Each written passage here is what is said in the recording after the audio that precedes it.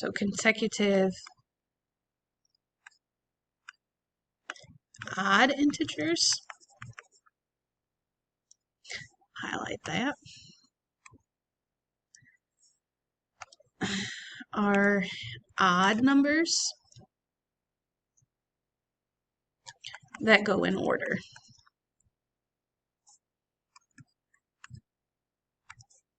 For example, 1, 3, 5, 7. These are consecutive odd integers.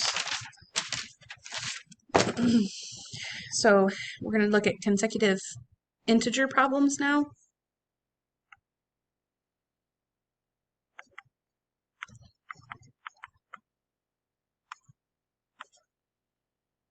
And a lot of times you guys do guesses and checks or find the middle number and all that kind of stuff, but we're going to show you an easy way to do this by setting up equations. So what I'm going to have us do is find 3 consecutive odd integers with a sum of, let's do 51. So the way I like to set this up is if I'm looking at consecutive odd, I look at 3 consecutive odd integers like 1, 3, and 5. Because I don't know what these numbers are, I give the first one the variable n.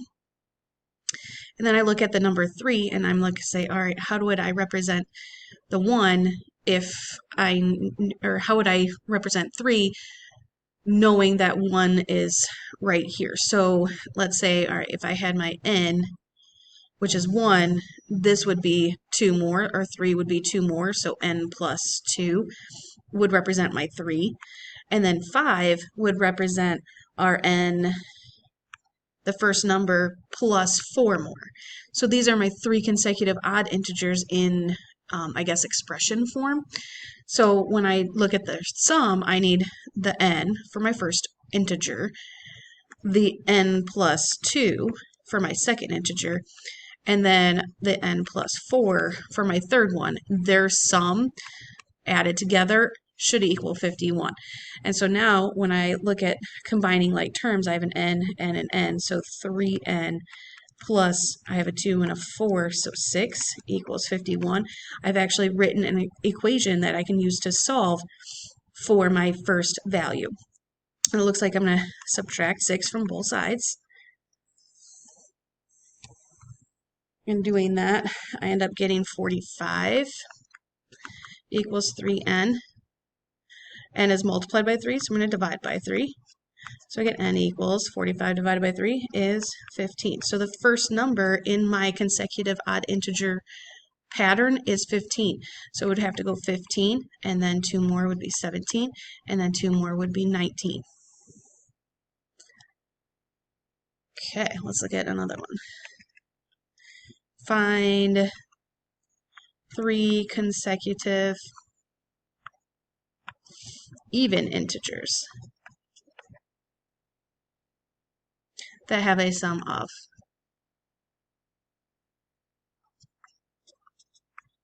Let's do 66.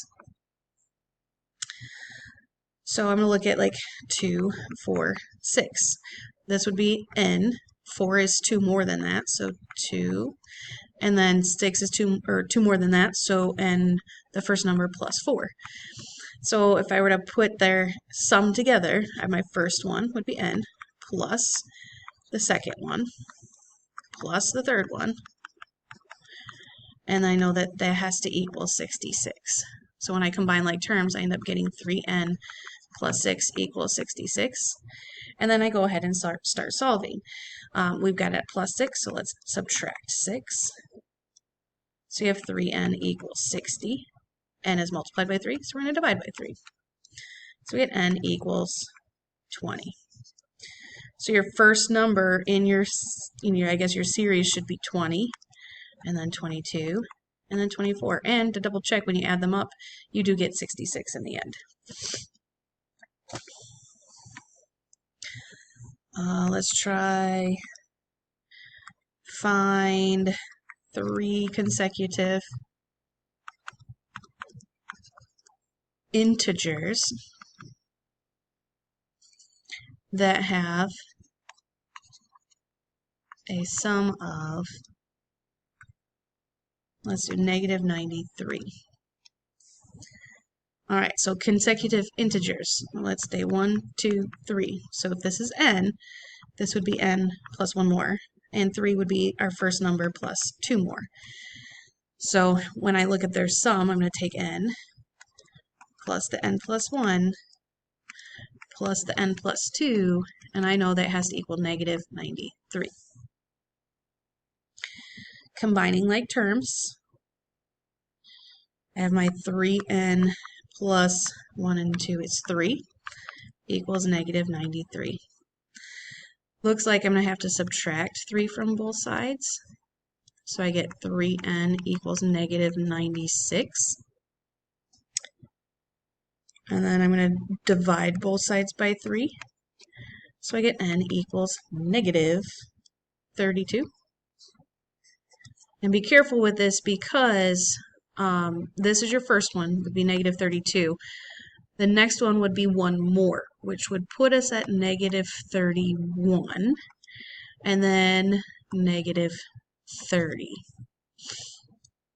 Okay, so these are consecutive integer problems. I'm going to stop here.